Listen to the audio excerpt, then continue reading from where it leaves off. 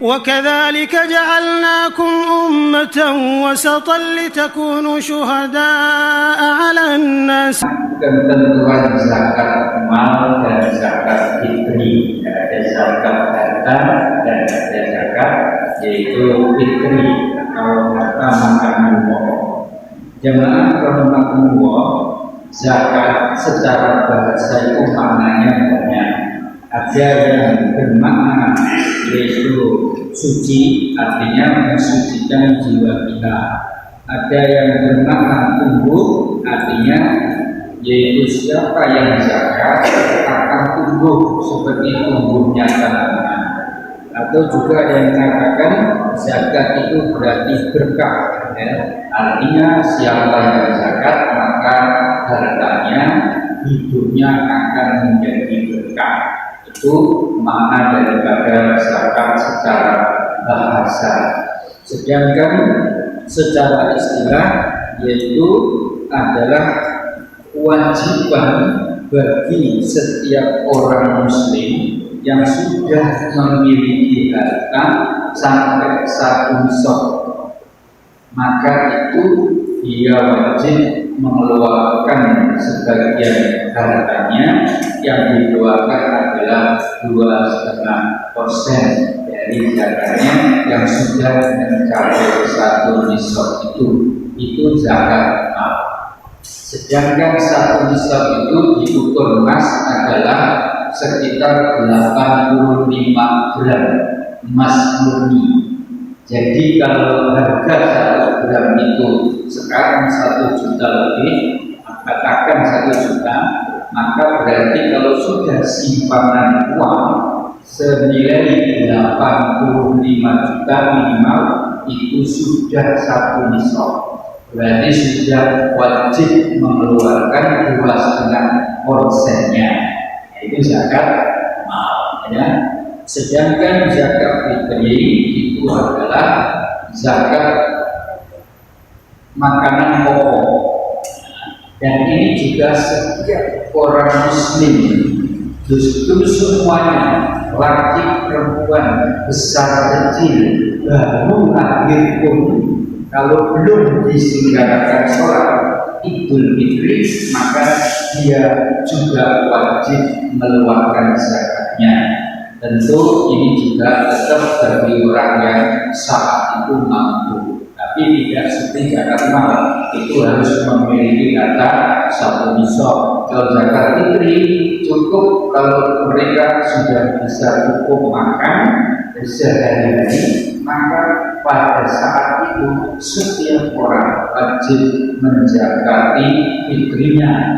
Dan tujuannya untuk mensucikan jiwanya dan mensucikan, yaitu supaya ibadah puasanya, ya, ditutup dengan zakat fitri itu supaya lengkap dan supaya mendapat yaitu pahala yang cukup yang diterima oleh Allah Subhanahu wa Ta'ala.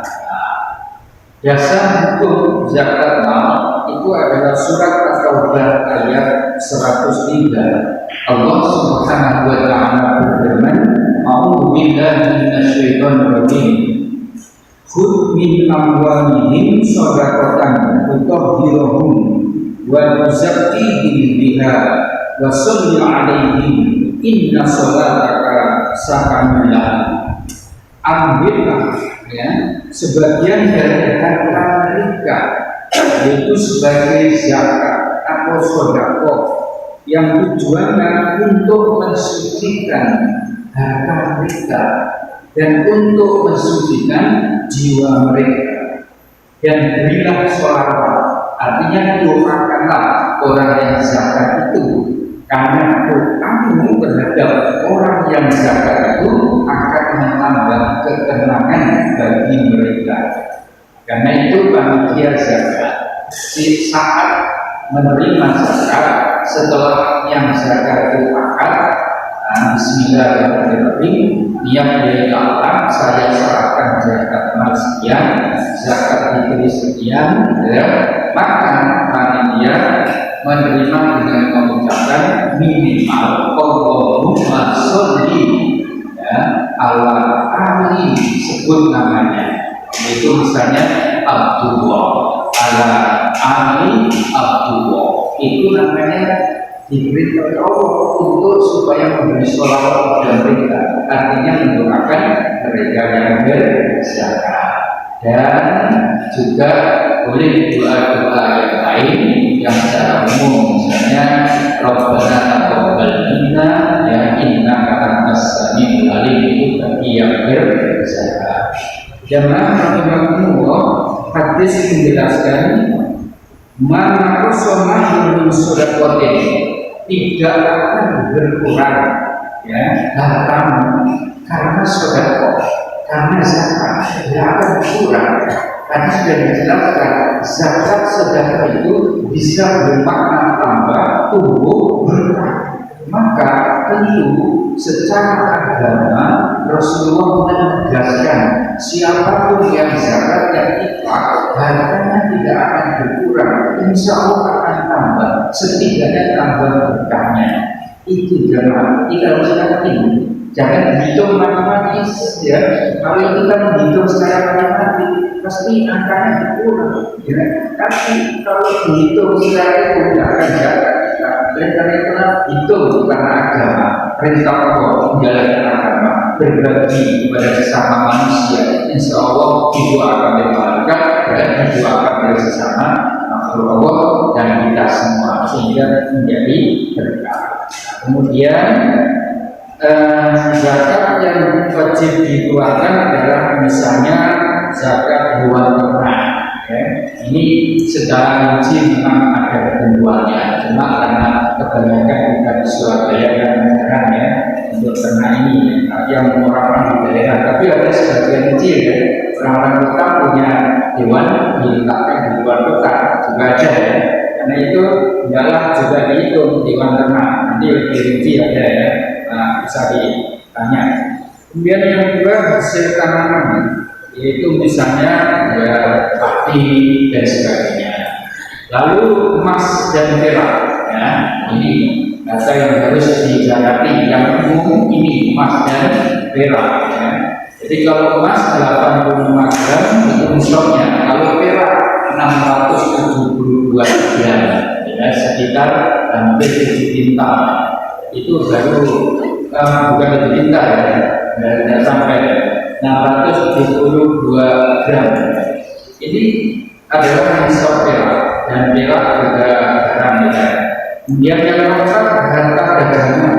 Harta dagangan ini adalah juga dinisabkan dengan emas. Jadi kalau sudah mencapai modal dan keuntungannya itu yaitu sekitar 85 juta minimal, maka tetap dia wajib mengeluarkan zakatnya 2,5%. Yang terakhir yaitu barang madin, barang tambang ya, tambang, siapa yang tambang ini juga diwajibkan mengeluarkan zakatnya. Kalau barang tambang ini adalah 20%, tidak 2,5% ya, termasuk barang temuan rikas. Ada kita menemu barang emas di tanah di bumi, ketika menggali apa itu ya, maka itu halal bagi kita dan zakatnya 20% ya, kalau menemukan emas atau perak dan sebagainya. Ini jamaah harta-harta yang wajib dizakati ya. Sedangkan orang yang berhak menerima zakat ada 8 golongan sesuai dengan surat At-Taubah ayat 60. Yang pertama adalah fakir ya, orang fakir ini paling gampang. Kemudian yang kedua miskin, ini agak sedikit ekonomi tapi masih tidak cukup ya, kurang cukup ya.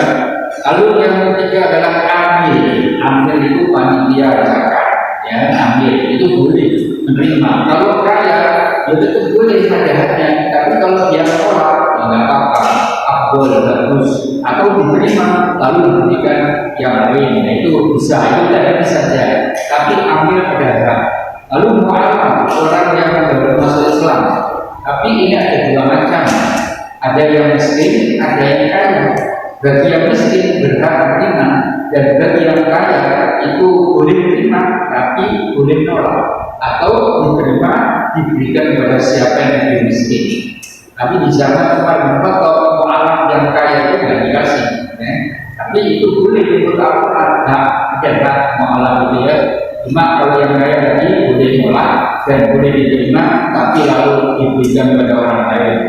Kemudian kok budak sahaya sekarang ya budak ya.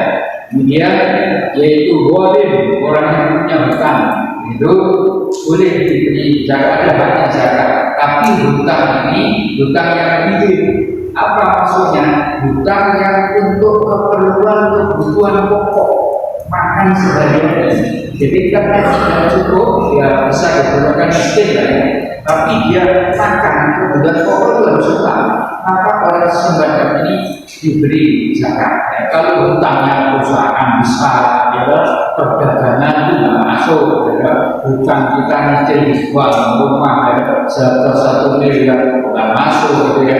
Itu bukan masuk boleh ya. Artinya hutang yang betul-betul karena kebutuhan pokok tidak mampu sehingga hutang. Kalau bisa bila orang yang berjuang di jalan Allah, ya, orang yang membela agama, ya, ini juga ada haknya zakat. Kemudian yang terakhir ibu sabit, orang dalam keadaan bepergian yang ada zakat atau juga mungkin dia kekurangan, ya, tapi hati-hati. Biasanya banyak orang mengaku, ya kan, saya dari jauh barusan tahu habis dicopet, ya, habis kehilangan, ya, nggak tahu setelah diberi kata-kata.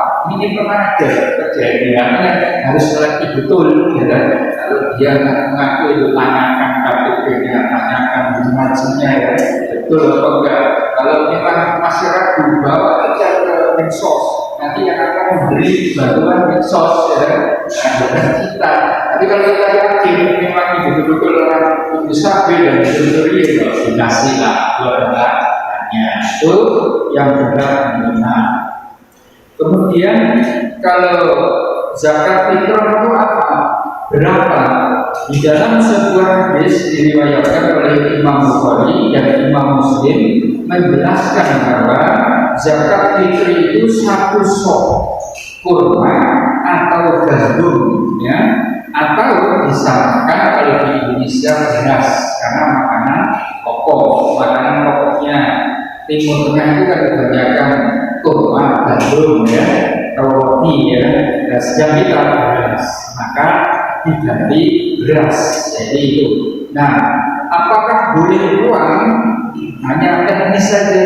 Ada yang mengatakan tidak boleh, harus langsung, ya, makanan pokok. Dan ada yang mengatakan boleh, karena itu yang penting sasarannya, tujuannya orang miskin. Kalau zakat fitri kan hanya orang fakir miskin, ya, lainnya tidak boleh. Itu untuk zakat fitri dan harus dihabiskan, ya, jangan disisakan. Itu adalah zakat fitri. Dimungkinkan atau diharapkan pada saat Idul Fitri itu jangan sampai ada, ya, keluarga jamaah kita yang tidak bisa makan. Oleh karena itu diberi zakat fitri. Karena itu zakat fitri hanya untuk orang fakir miskin, bukan yang lainnya, ya. Tuh, alam. Hadirin, berdasarkan hadis riwayat yaitu Imam Bukhari yang isinya demikian. Zakat fitri itu untuk mensucikan orang yang berpuasa dari ucapannya yang mungkin, ya, ada salah ngomong, ya, lalu nyelaku atau misuh, ya, warofas dan ucapan-ucapan yang tidak baik lainnya, ya. Dan waktu makan di masakin untuk memberi makan orang-orang miskin, ya. Karena adalah maka siapa yang menaikkan qobla sholati baca zakat diberikan sebelum sholat, maka itu sah, ya, makbulah, sah zakat fitrahnya. Tetapi bila diberikan sesudah sholat, maka itu bukan zakat fitri, jadinya sedekah biasa. Oleh karena itu jangan terlambat, ya. Lazimnya menurut Umar bin Khattab di zamannya, beliau menyerahkan zakat fitri itu kurang 2 hari dari hari raya. atau kurang sehari dari hari raya, boleh. Lebih jauh dari itu, kurang dari boleh. Tapi yang penting jangan diserahkan sesudah sholat, harus sebelum sholat. Itu zakat fitri. Jangan rahimahullah. Kemudian ancaman bagi orang yang tidak membayar zakat, ya. Ini ada sanksinya kalau kita tidak menunaikan zakat. Allah berfirman di dalam yaitu surat At-Taubah ayat 23, 24 sampai 25. A'udzubillahi minasyaitonir rajim. Walladzina yaknizuna adh-dhahaba wal fiddata wa la yunfiqunaha fi sabilillahi fabashshirhum bi'adzabin alim. Orang-orang yang menyimpan zahab emasnya, wal fiddah dan peraknya, wala yunfiqunaha dan tidak diinfakkan, tidak dizakati fisabilillah di dalam jalan Allah, fabashshirhum bi'adzabin alim, maka berilah kabar gembira dengan azab yang pedih. Jadi bahasa Allah suruh ngasih kabar gembira azab yang pedih, gitu ya. Jadi ini bahasa yang akan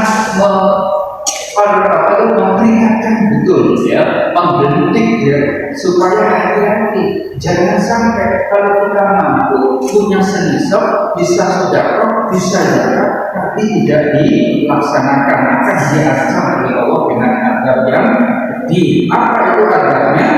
Yauma yuhma 'alaiha fi nari jahannam. Maka pada hari itu akan disetrika, ya, atau dilemparkan, ya, dilemparkan di neraka jahanam. Fatukwa biha jibaluhum wa junubuhum wa dhuruhum. Lalu disetrika apa? Yaitu mukanya, lempengnya dan punggungnya.